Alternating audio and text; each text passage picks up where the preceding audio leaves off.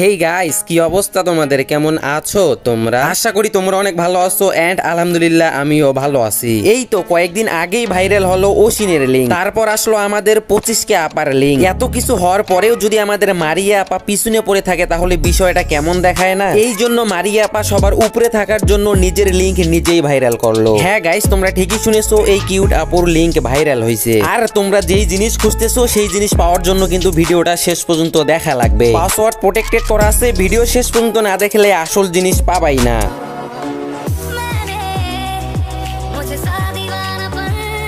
কথা এইডেনারে শোনা, তুমি এই বয়সে ওই কামটা করলা কেমনে? সাইট বন্ধ করে কোনো লাভ আছে গাইস? পোলাপাইন তো এদের ভিডিও দেখে অকাম করবে। আর পরিস্থিতি যেমনই হোক টিকটক কিন্তু অফ করা যাবে না।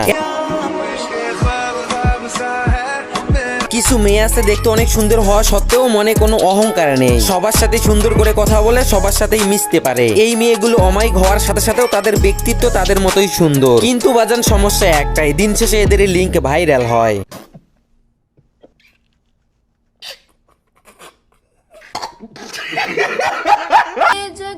গাইস, কোনো বোঝার উপায় আছে যে এই ফুলের মতো চেহারা নিয়ে একটা অকাম করবে? তাই যেহেতু এখন পর্যন্ত কোনো লজ্জার ভ্যাকসিন তৈরি হয়নি, তাই এখন এদেরকে কুত্তার ভ্যাকসিন দেওয়া হোক। তাহলে হয়তো বা এসব টিকটকারদের হাত থেকে সমাজটা একটু শান্ত হতে পারে। কেননা দেশের পরিস্থিতি বর্তমান এরাই নষ্ট করে। 2 দিন পর পর একটা আকাম করে আর আমার মতো ইউটিউবার টেনশনে থাকে কখন লিঙ্কটা ভাইরাল করে দিবে। এখন প্রশ্ন হচ্ছে, কিম মারিয়ার কি সত্যি কোনো ভিডিও ভাইরাল হয়েছে? হ্যাঁ গাইস, কিম মারিয়ার কোনো ভিডিও ভাইরাল হয়নি। আর যেটা বানানো হয়েছে সেটা হচ্ছে এআই দিয়ে। আসলে এই মেয়েটার মানসম্মান নষ্ট করার জন্য বড়সড় একটা চক্র এর পিছনে লাগছে। বর্তমান যুগ অনুযায়ী মানুষের পিছনে তো আর মানুষের শত্রুর অভাব নেই। আর এই বর্তমান যুগে এআই দিয়ে সব সম্ভব। হয়তোবা বিষয়টা তোমাদের বোঝাতে পেরেছি। তো ভিডিওটা আর বড় করবো না, আজকের ভিডিওটি এখানে শেষ করছি। ভালো থাকবেন, সুস্থ থাকবেন, আল্লাহ হাফেজ।